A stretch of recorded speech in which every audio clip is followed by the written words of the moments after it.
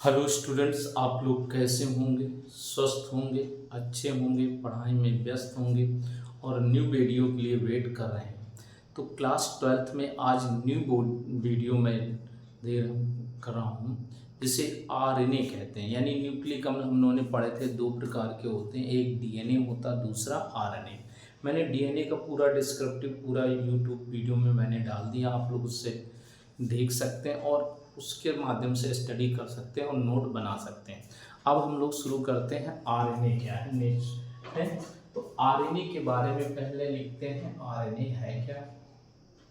RNA, ठीक, इसका full name होता है राइबो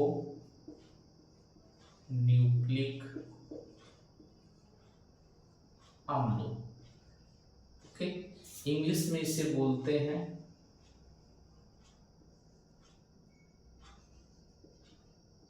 राइबो न्यूक्लिक एसिड। ठीक है, ये टॉपिक्स है। अब इसके बाद में नेक्स्ट पॉइंट आता है, उपस्थिति क्या है? उपस्थिति यानी उपस्थित के बारे में हम क्या पढ़ाते हैं। जो आरएनए होता है, सबसे पहले है आरएनए जो होता है, आरएनए का संश्लेषण केंद्रक में होता है। यानी आरएनए का संश्लेषण कहाँ होता है? केंद्रक में होता है। ठीक है, ये केवल कुछ आरएनए जो होते हैं राइबोसोम में उपस्थित होते हैं। कुछ आरएनए होते हैं जो राइबोसोम में उपस्थित होते हैं और अधिकांश जो हमारे आरएनए होते हैं ये कोशिका द्रव्य में पड़े रहते हैं। कहाँ पड़े रहते हैं? कोशिका द्रव्य में पड़े रहते हैं। और ये कोशिका में डीएनए की मात्रा सदैव स्थिर होती है। यानी कोशिका के अंदर डीएनए की मात्रा सदैव निश्चित होती है या स्थायी होती है, जबकि आरएनए की मात्रा यहाँ पर स्थायी नहीं होती है, चारों ओर बिखरी हुई अवस्था में पाई जाती है क्योंकि आरएनए में हर समय है अनेक प्रतिलिपियां बनती रहती हैं जो पॉलीपेप्टाइड के रूप में उपस्थित होती हैं। और ये पॉलीपेप्टाइड बनती रहती हैं। आरएनए का अणु कोशिका द्रव्य में पॉलीपेप्टाइड श्रृंखलाओं के रूप में उपस्थित होता है। इतना तो नोट कर लिए। अब नेक्स्ट आते हैं राइबोन्यूक्लिक अम्ल का संयोजन क्या है। यानी राइबोन्यूक्लिक अम्ल का संयोजन, राइबो न्यूक्लिक अम्ल का संयोजन, ठीक है। तो राइबोन्यूक्लिक अम्ल का संयोजन क्या है, अब इसके बारे में पढ़ना। तो आरएनए का संयोजन कैसे होता है? ये डीएनए के समान आरएनए भी अणु होते हैं जो एकलक मोनोमर्स के अणु न्यूक्लियोटाइड से मिलकर बने होते हैं और ये बहुलक बन जाते हैं। ठीक है, इन अणुओं में न्यूक्लियोटाइड की संख्या, यानी इन अणुओं में न्यूक्लियोटाइड की जो संख्या होती है, न्यूक्लियोटाइड की जो संख्या होती है 73। यानी ये 70 से लेकर, कह सकते हैं 70 से 12,000 के बीच में इनके न्यूक्लियोटाइड की संख्या पाई जाती है। आरएनए की प्रमुख विशेषताएं क्या होते हैं? आरएनए का संयोजन क्या होता है? आरएनए के संयोजन में राइबोस शर्करा, पेंटोज राइबोस शर्करा, राइबोस शुगर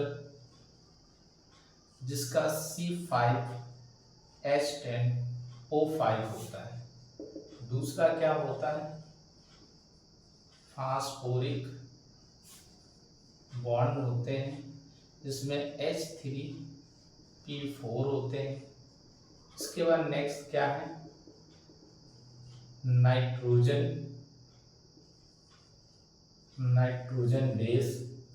नाइट्रोजन बेस दो प्रकार के होते हैं, एक प्यूरिन्स होता है और दूसरा पिरिमिडीन होता है।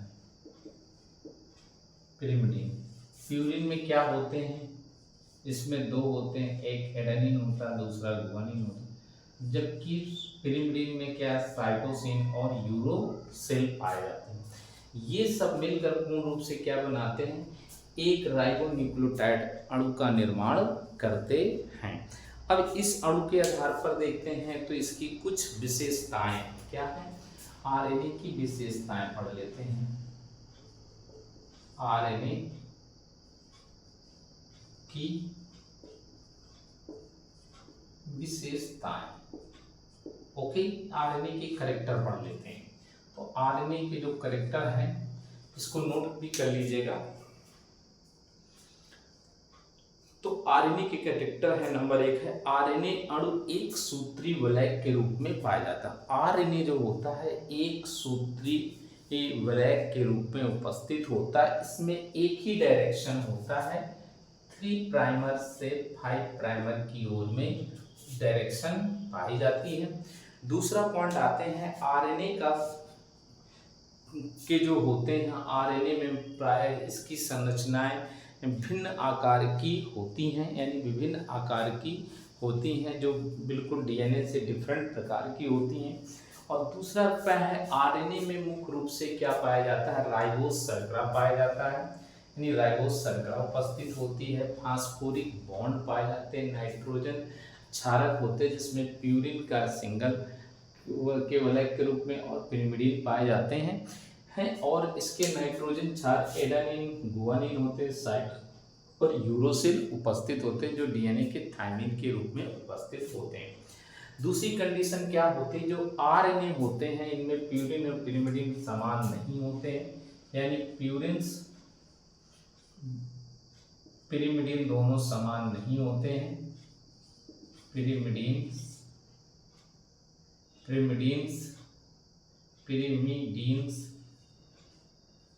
समान नहीं होते हैं, एक समान नहीं होते हैं, एक समान नहीं होते हैं, ये कंडीशन पाई जाती है। और इसके बाद नेक्स्ट में देखते हैं इसकी विशेषता में है, तो आरएनए एक सूत्री होता है जो मुख्य रूप से कोशाद्रव में उपस्थित होता है और इसमें जो बॉन्ड बनते हैं हरदम क्या होते हैं, आरएनए में ए हरदम जो होता है यू से जुड़ा होता है जबकि हमारा जी हरदम सी से जुड़ा होता है। इस प्रकार की ये बॉन्डिंग संरचना पाई जाती है। अब कुछ आते हैं और जिस तरह से डीएनए में न्यूक्लियोटाइड होते हैं, न्यूक्लियोसाइड होते हैं, इसी तरह आरएनए में भी न्यूक्लियोसाइड और न्यूक्लियोटाइड होते हैं। इसमें 4 प्रकार के न्यूक्लियोसाइड होते हैं। तो इसमें है आरएनए के न्यूक्लियोसाइड, आरएनए के न्यूक्लियोसाइड्स 4 प्रकार के होते हैं, ठीक। तो आरएनए के न्यूक्लियोसाइड में लेते हैं पहला ए राइबो न्यूक्लिक एडेनिन या हम कह सकते हैं बी राइबोन्यूक्लिक गुआनिन, सी में आते हैं राइबो न्यूक्लिक साइटोसिन, फिर आते हैं डी में आते हैं राइबोन्यूक्लिक यूरिडिलिक। तो यहाँ पर सीन है यूरेडिन, ठीक। ये हमारे आरएनए के न्यूक्लियोसाइड हैं। अब आरएनए के न्यूक्लियोटाइड भी होते हैं। नेक्स्ट है नंबर 2 आरएनए के न्यूक्लियोसाइड, न्यूक्लियोटाइड साइड के बाद में न्यूक्लियोटाइड्स आते हैं। ये भी 4 प्रकार के होते हैं। नंबर ए है ribo adenylic ribo adenylic acid, B ribo guanylic lic acid, ribo cytidylic acid, D है यूरेडिलिक एसिड। ये 4 प्रकार के न्यूक्लियोटाइड और न्यूक्लियोसाइड पाए जाते हैं। इस प्रकार से आरएनए की संरचना बनी होती। इस प्रकार इस चैनल को सब्सक्राइब करिए, लाइक करिए, बेल आइकन लगा करिए और कमेंट्स भी करिए। ओके, नेक्स्ट वीडियो में अवेलेबल हो, नोट कर लीजिए इसको।